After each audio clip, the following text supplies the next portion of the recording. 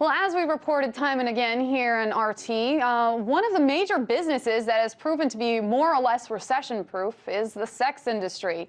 And yet again, we have proof of how profitable that business really is today.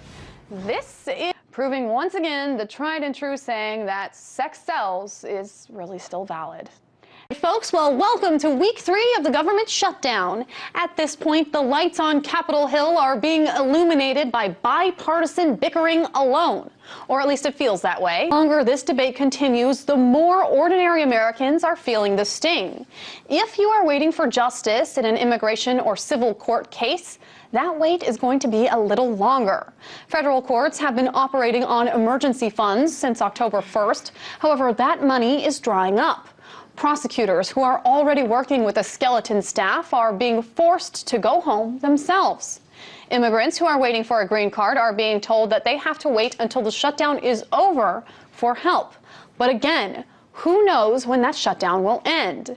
Here to talk more about this is RT's Aaron Aid and Bob English. Hi, you two. Thank you so much for joining us. Thank you. So we've heard about the political chaos here, the political games that are being played, but let's talk about some of the economic havoc that's actually happening as a result of this shutdown and impending debt crisis.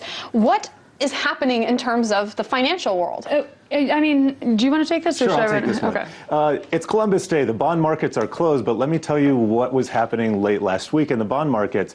The borrowing cost of the U.S. for very short-term obligations, just 4 weeks, they're called T-bills, has spiked up 17 times. Now, that's a real effect.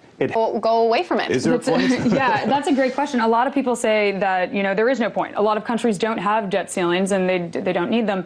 I mean, you can go 1,000 different ways. Bring up, obviously, in all of these talks is that every single time it seems that we come to a fiscal cliff or to a budget or to the debt ceiling, we get to that moment, that tipping point moment, and then someone somewhere in some agency somehow finds some funds to keep us going.